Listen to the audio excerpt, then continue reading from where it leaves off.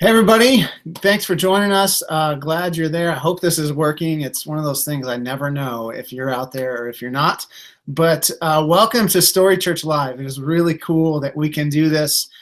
So sorry about having to cancel. Obviously, you guys know that the roads out there are crazy. I was just seeing pictures of cars all over the place. So it sounds like that was a good call for us not to meet this morning together. But thankfully, we can be here online. Thanks to the wonders of Google and YouTube and everything else. So glad you guys are here. My name is Jeremy, and I am just so glad that you're able to be with us this morning. Here's the deal. I probably know some of you, and then I'm guessing there may be some of you that I don't know, I've never met.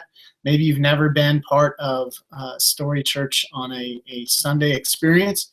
And so let me just say welcome to you. I'm really glad that you're here. I hope that this is kind of a fun and maybe safe way to check us out. I know that going to church can be kind of a daunting experience. You don't know what you're going to experience. You don't know who you're going to experience.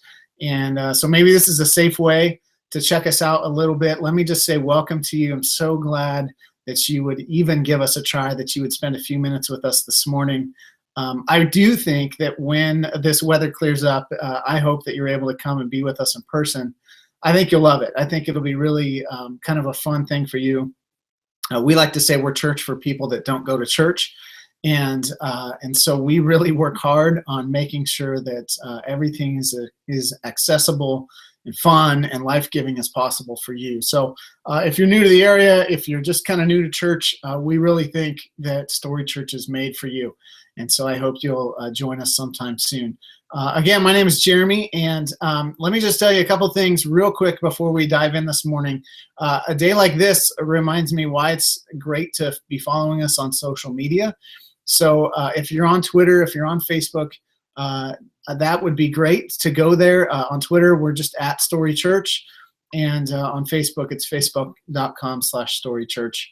And follow us, friend us, all of those things. That way, when there's weather things, when there's announcements, we can let you know quickly through those avenues. And then if you're watching today and you see something that that you like, if you hear something that stands out to you, we want to invite you to use those social media features and go ahead and tweet stuff out, share it on Facebook. Use the hashtag Agents of Change, just all crammed together, one word, Agents of Change. I'll tell you about that in just a second. But that's what we love for you to do. And then the other thing is I want to make sure you know that as a church, we've got groups that have just started going. And those groups are doing everything from hiking to just kind of gathering together to do, there's some computer guys doing like coding, guys and gals.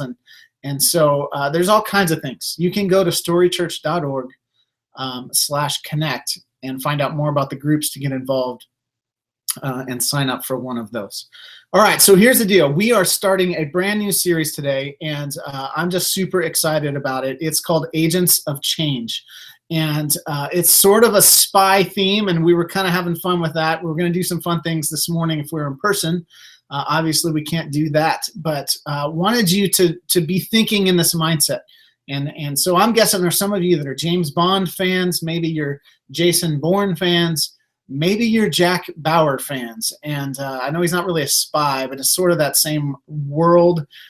What's weird to me, and I don't know if this was intentional, they're all a JB initials. I'm not sure what that means, but deep thought for the morning. But anyway, if you were going to pit those three against each other, who for you is going to be the one who comes out on top? Let me just go ahead and tell you the right answer. The right answer is Jason Bourne. Okay, he is by far the best. I have seen the movies. I have the proof. I've read the stories. I just love watching those movies. It kind of pumps me up. I love how there's just the ability that a spy has to kind of just go through the most chaotic situations in the world and to stay focused on their mission, their objective. Of course, they got cool gadgets and cars and all kinds of stuff, but they make it happen. They just get it done. And I love in the first Bourne movie, The Bourne Identity, there is this really cool scene. I was going to show it to you this morning, but it's what happens is Jason Bourne is sitting in a diner with this woman who has been helping him. Now, what has happened to Jason is that he is a spy. He's an assassin type guy, And he has had an accident, or he was shot actually, and wakes up. When he wakes up, he doesn't remember who he is. And so he's got all of these abilities and all this knowledge of sort of how to do things, but he has no idea that he is a trained spy or assassin of the government. And so there's this moment where he and this woman are sitting in this diner, and he looks at her across the table and he says, "Who has 6 passports and a gun? Like, who the heck am I?" He's trying to figure this out. And he says, "I come in here in this diner and I've got my eyes on the exits and I'm doing all this stuff." And of course she's trying to play it off, and she's like, "Well, don't worry. I mean, I see where the exits are too. It's not really a big deal." And there's this moment where he kind of pauses, and it's like you can almost, in his head, he's sort of like debating, how much do I tell this girl right now? And he sort of leans in and he says, "Look, I can tell you the license plate numbers of all 6 cars in the parking lot." He's like, "I know that our waitress is left-handed. I know that that guy over there at the counter weighs about 215 pounds and can handle himself in a fight." He's like, "If I'm looking for a gun, I know where I would go look for it. I know that at this altitude, I can run this distance for this long before, I start to shake," and all this stuff. And then he kind of ends with this question. He says, "How can I know that and not know who I am?" And I love it. He's trying to figure all this stuff out, but that question, how can I know all that and not know who I am? Now, here's the deal. What if one day you and I woke up and we realized that we have skills and abilities and passions and things that drive us, and yet we have no sense of why? We have no sense of like what it's all about. And that's what I want to talk about this morning in this kickoff message to Agents of Change. I want to talk about why we're here. Like, what is it that we're supposed to be about? What is it that we're supposed to be doing in our lives? And if you're a follower of Jesus in the room, then maybe you have this sense that God has you here for a purpose, and you're trying to figure out, well, what is that? What am I supposed to be doing? In a lot of churches and a lot of places, it's sort of gotten confusing. It's kind of like maybe we're just waiting. We're just here and we're kicking back and we're waiting either till we die or till Jesus returns and something else happens. And so we've sort of lost the sense of purpose and mission. And I want to talk to you this morning as an agent of change. I believe that's who you are. And I want to talk to you a little bit about what that means and what it is that we are supposed to be about together as a people. So here's the thing. I think it starts with identity for you and me. And there's this fantastic interaction that Jesus has with a man named Nicodemus. Now, Nicodemus was a Pharisee. He was a teacher of the Jewish law. He was an expert in the law. And this group of people they weren't big fans of Jesus. Let's put it that way. They saw him as an enemy. And so at one point, Nicodemus decides he's going to go and meet this Jesus. And he has sort of it seems like he's not as antagonistic. He has this interest. He's trying to figure out who this Jesus guy is. And so Jesus has a really interesting conversation with him. And it's found in the book of John, chapter 3. And so in John 3, if you want to follow there, you can jump on, get on your phone or pull out your Bible. But John chapter 3, we're going to start in verse 1. And I'm going to put it up here on the screen. So here goes. John chapter 3, verse 1, it says this. It says, "Now there was a Pharisee, a man named Nicodemus, who was a member of the Jewish ruling council. He came to Jesus at night and said, 'Rabbi, we know that you are a teacher who has come from God. For no one could perform the signs you're doing if God were not with him.' Jesus replied, 'Very truly I tell you, no one can see the kingdom of God unless they're born again.'" And then Nicodemus asked the question that probably you and I would ask, because that's a weird thing to say. He says, "How can someone be born when they are old?" And it goes on. He says, "Surely they cannot enter a second time into their mother's womb to be born." And Jesus answered, "Very truly I tell you, no one can enter the kingdom of God unless they're born of water and the Spirit. Flesh gives birth to flesh, but the Spirit gives birth to spirit." And he says, "You should not be surprised at my saying, you must be born again." So Jesus talks to this guy Nicodemus, and he tells him something that Nicodemus never saw coming. He tells him, listen, you have to be born again. And Nicodemus is wrestling with this, and he's trying to figure out, well, what does that even mean? Like, I don't get that. Like in our culture, maybe you've heard that phrase, you've seen that on TV, some evangelist somewhere, something like that. You've heard this phrase of being born again, but it's like, what? For Nicodemus, this is a brand new concept. He's never heard this before, and so he's asking Jesus, what in the world does that mean? And Jesus sort of explains it. He says, listen, we've all got flesh, like we've all been birthed in some sort of natural way. We have a physical birth, parents, right? We are naturally born, and he says flesh gives birth to flesh, but he says spirit gives birth to spirit. And so Jesus is saying to him, listen, when you start a relationship with God, there is a new birth, a second birth that happens for you and me. And Jesus calls that being born again. It's something that happens to us when we give our lives to Jesus, when we begin to follow him. It says that the Spirit of God comes to live in us, and there's this new birth, a spiritual birth that takes place for us. Now, here's what happens, the rest of the scriptures tell us, is that when we are born again, when we have a spiritual rebirth, certain things in us become unlocked. There are gifts and passions and abilities that God has given us that sort of get unlocked in this process of becoming born again. And so suddenly we find ourselves in a place where things matter to us that didn't used to matter to us, or certain passions and abilities come to the surface that we didn't even know that we had. And so what is necessary to start with is that you and I have to be born again. We have to have this spiritual rebirth when we commit our lives to the Lord, and he renews us. He makes us new. And we start fresh with this rebirthing situation. And so for you and me, here's what this, to play off the movie a little bit, it's like we need a born again identity. We can't just be who we always were. There's this rebirth that needs to take place in each of us. And when that happens, that sort of kicks off this secret agent identity, this agent of change identity that God has gifted us with. And so we start there, but it goes on because Jesus then gave us a mission, and we all should be living on mission. And just like a spy, somebody who's out there, trying to accomplish something, we have a specific mission that God has given each of us. And so Jesus gives us this mission, sort of his final words, the things that he's communicating to his followers before he leaves this earth. And here's what he says to them. It's found in Matthew chapter 28.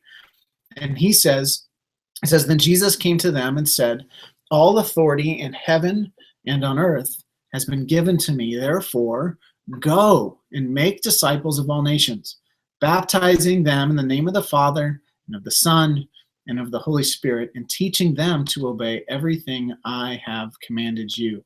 And surely I am with you always to the very end of the age. Now, this passage of scripture right here in Matthew chapter 28 is actually known as the Great Commission, the Great Commission. It's the mission of the people of God, is that we're to go and make disciples, go create more followers of Jesus, teaching them, instructing them, baptizing them, helping them to understand this born again, this new identity, teaching them what it means to walk and to follow after this Jesus, that he is the one that kind of instructs us, and we learn from him and we follow after him. And so listen, there are all kinds of ideas of what that looks like, but that's the mission. That's the mission of what God has given us as the agents of change in the world, that God has given us this specific mission. Now, I want to give a little more insight into that. I want to talk a little bit more about what that specifically looks like, because frankly, I think that a lot of times in Christianity, we've gotten this wrong. We have thought that meant to go out and to just blast people with truth, or to declare things that we think, well, we're supposed to just go out there and convert people and make people just like us and all this kind of thing. And really, Jesus had sort of a different idea, I believe, about what it means to go and make disciples. And we find it really in sort of his core teaching, his primary, like probably his most famous sermon, is called the Sermon on the Mount. And right toward the beginning of that sermon in Matthew chapter 5, he talks about what it means to live in the world and how we ought to be doing that. as agents of change, as people who are helping to move the kingdom forward and to make disciples. And so it's in Matthew chapter 5. It starts in verse 13. And let me just read this for you. Here's what it says. It says, "You are the salt of the earth. But if the salt loses its saltiness, how can it be made salty again? It is no longer good for anything except to be thrown out and trampled underfoot. You are the light of the world.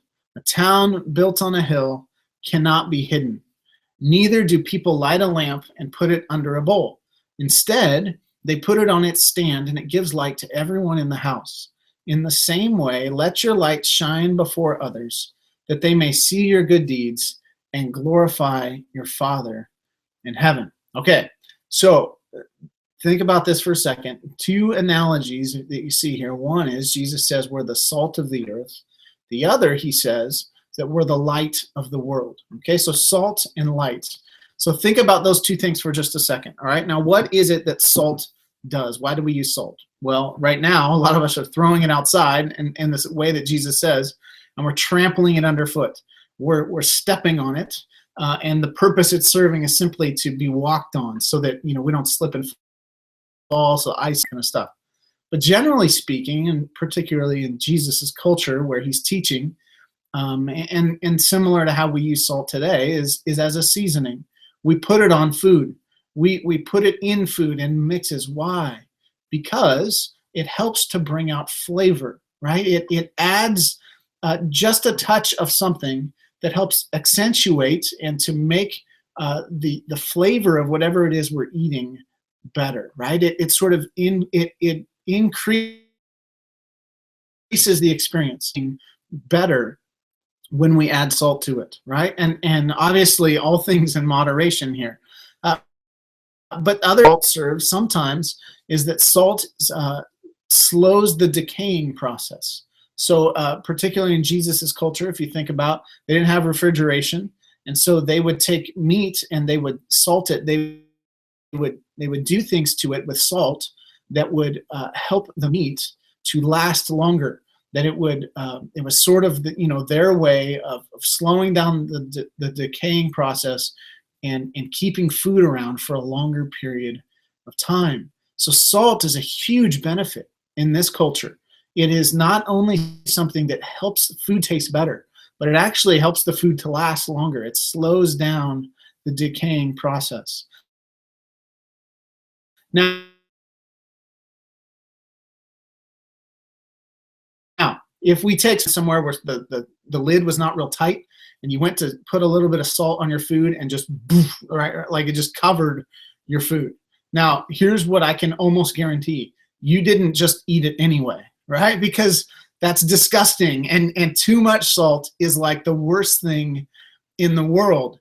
And so, what happens is that sometimes being the salt of the earth, we have emptied the salt shape. Reality, Jesus has asked us to provide seasoning. He's asked us to provide, to help accentuate and to make the flavor better, right? To add value to those that are around us. Now he uses another analogy, and that is light. And he says, you're the light of the world. Now light, of course, is a benefit to people who are in darkness. And again, in Jesus's culture, there's not a light switch that you flip. There is a lamp. And he says, no one lights a lamp and puts it under a bowl or hides it. No, a lamp was meant to give light to everyone in the house. And so it was put up on a pedestal. It was put in a place where everyone would have the benefit of that light. Now here's the thing. What happens when you take light, like let's say you've got a high-powered flashlight. It's really useful in a dark place. But what if you turn and you point that light right in someone's eyes? Are you helping them to see? No, you're not, right? Like that's like too much light. That hurts. It's painful. It's not something I want to experience. And so, again, with the light deal, light is a useful thing. It's a benefit. It helps people who are in darkness. But when it's pointed right at somebody in their eyes, it's not helpful at all. And so Jesus says, listen, be salt, be a light. But the thing with both of those analogies is there's a useful way to use those, And then there's a way that's damaging. There's a way that hurts. It's still salt, it's still light, but it doesn't serve its purpose anymore. And it actually goes the other way. It's actually, damaging to people when it's used in the wrong way. And so here's the deal. I want to talk about being a change agent, an agent of change who is salt and light in the world. And I want to talk to you just real quickly about 3 ways that I believe that we can do this. I read a great book recently. It's called Vanishing Grace, and it's by an author named Philip Yancey. And he wrote a book about 20 years ago called What's So Amazing About Grace. And what he's watched sort of over the last 20 years is he says in the book that he sort of has seen the church become known for something other than grace. And actually, things have happened to where grace seems to be, a lesser and lesser, and it's a rare commodity to find true grace in the world. And so he talks about how that's ultimately what our calling is as followers of Jesus, is to be agents of grace, people who take grace out into the world. And so he identifies in this book 3 specific ways, and I just think they were really helpful for me personally to help me wrap my mind around what does it mean to be salt and light in the world? How do we do this in a way that actually adds value instead of hurts others? And so the first way that he says to do that is by becoming activists. Okay, so some of you in the world, this comes natural for you. An activist is someone who demonstrates God's love with acts of mercy and compassion. Okay, so they get out. Activists are the people who are out there getting their hands dirty. We see activists working on the front lines of difficult circumstances. They're driving into the difficult neighborhoods. They're getting out and serving people and loving people. They're the ones who are championing justice causes by being out there and protesting and doing the things that need to be done. They are often the ones who are going to another part of the world to help with poverty or a water crisis or whatever it is. These are the ones who act in compassion. They act. Grace is sort of comes out of them through action. And the action is what people experience. And they're not out there, just with a megaphone and necessarily preaching on a corner or something like that. They're just out there loving people. They're out there doing these actions that demonstrate God's love. Now, here's what happens. When an activist is functioning and out there serving and loving and doing these things, what generally happens is that people's hearts are softened and eventually opened, and they at some point ask the question, hey, why are you doing this? Like, what is this about? And for a follower of Jesus who wants to be salt and light in the world, who wants to be an agent of change, this is far more effective when you're out there just loving people and doing what Christ called us to do than it is to go out and blast someone, to dump salt on them, to pour light in their eyes, right? It's to go out and to love and to serve and to act in these ways that opens somebody's heart to the point where they just have to ask you, hey, why are you doing this? What is this all about anyway? And so for some of you, this comes natural. This is a place for you where you love doing this stuff. Others of you, this is not so natural. It's difficult. And I would just suggest that maybe you need to try it. Maybe this is something that you and I need to grow in. If this is not something that we do naturally. And I would say, there is probably a natural sweet spot for you, but that doesn't mean we shouldn't also be doing these things. And so, we all need to try this. We all need to be doing this to the best that we can. But for some of you, you see your role as an activist in the world. And I think it's beautiful. But there's another way that sometimes we act in the world, and that is as artists. Now, artists are those people who prod others to action by stirring their thoughts and emotions and their feelings, right? So when an artist goes out and pours out their heart in such a way that it stirs somebody else to action. Sometimes that's through music. We all have a song, we have some experience with music that has moved us. It has brought us to tears. It has caused us to feel certain things. It has caused us to do certain things, when we feel or hear that music. Some of you can't control it. You hear music, you've got to move. You're ready to dance. Others of you, you hear that music and it takes you back to a moment, and it reminds you of something that you value deeply in your life. But it's not just music, right? There's all kinds of art. For some of you, there's a painting that moves you. There's a picture that someone takes that reminds you of the greatness of God. Sometimes it's writing, and for a lot of artists, it's communicating through words. I guess in some ways, I feel like this is my role at times. I mean, every week I get to stand up and sort of deliver something that I've crafted, I've spent time on, and that's sort of the work of an artist. And my hope when I teach is that you're stirred to action, that there's something in your life that you go, man, I need to do that, or I need to work on that, or I need to understand that better, or I need to, maybe there's an act of forgiveness, or whatever it is that we're talking about. In the scriptures, a lot of times the artists are the prophets. They're the ones who speak the words of God, and their words stir people. Their words sometimes stir them to repent and to do the right thing. Other times it stirs them to pick up rocks and want to kill the prophet. But the truth is that the prophets are sort of the artists. In our culture, a lot of times it's big movements that change culture start with artists. They start with words that are spoken or written or sang, and what happens is that brings about change because the activists get a hold of that and they start doing things with it. I love the story of Harriet Beecher Stowe.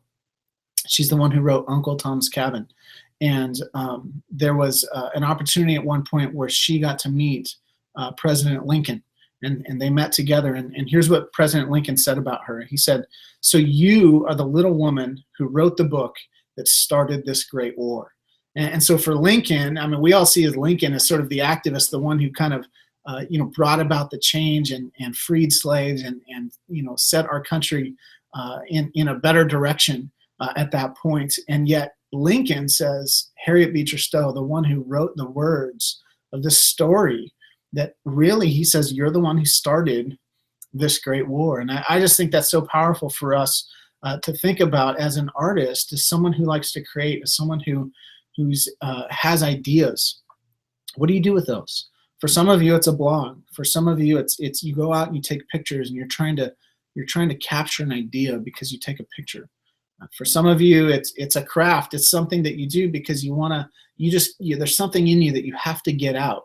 And really, ultimately, it's one of the ways that we're salt and light in the world, is that we as artists create things that cause people to think and cause people to feel certain things, and hopefully to stir them to action, to move them in a specific direction.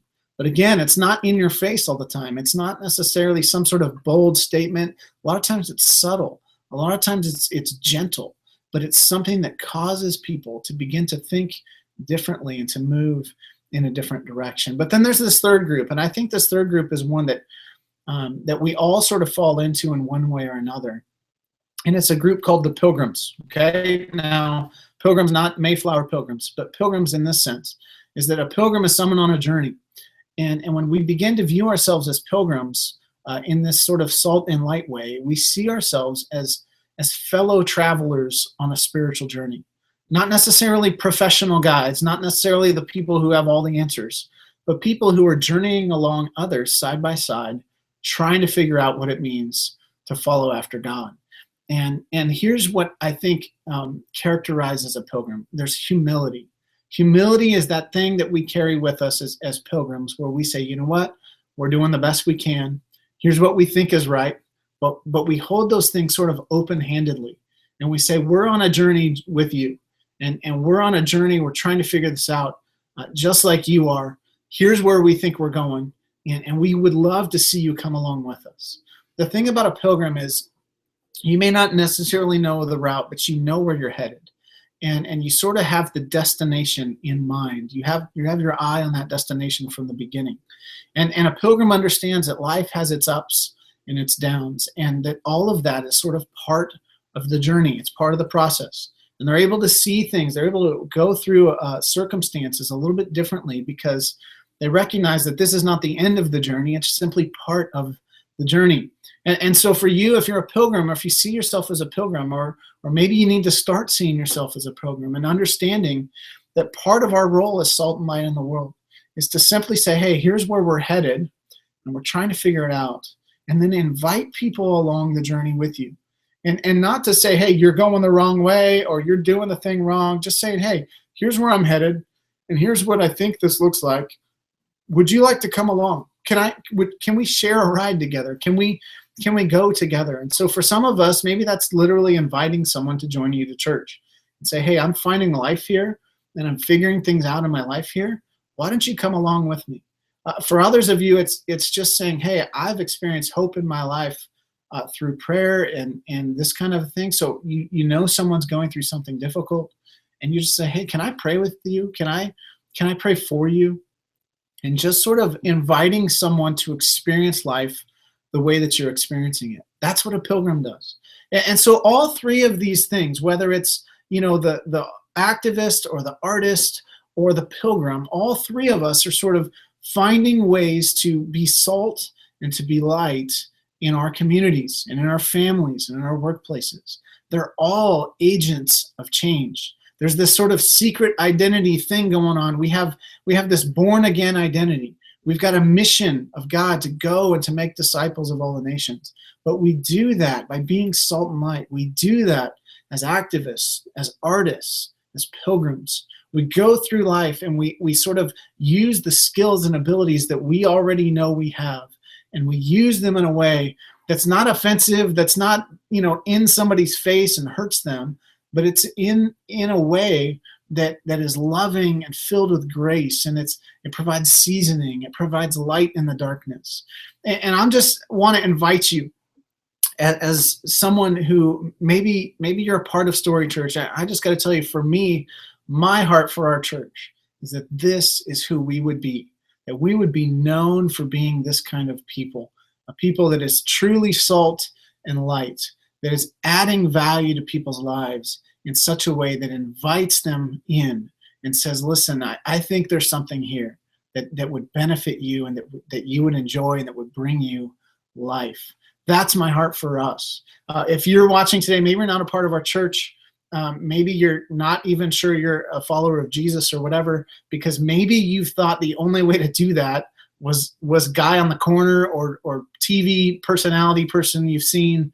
And I want to suggest to you that really I think what Jesus wants for you is to join him as an agent of change in the world and to do the things that he's called us to do as salt and as light. Not offensively, but in a way that says, no, there is something good and beautiful and true about what it means to follow after Jesus. Here's the thing. When we begin to act in this way, we begin to function in this way, I believe our cities can be changed. I believe our neighborhoods can be changed. I think your marriage can be healed. I think your family can find hope again, because there's something, like, it's the way that God created us to be and to live. It is the way it works. And here's the thing. God gave it to us. He said, listen, go make disciples. He enlisted us as the agents of change in the world.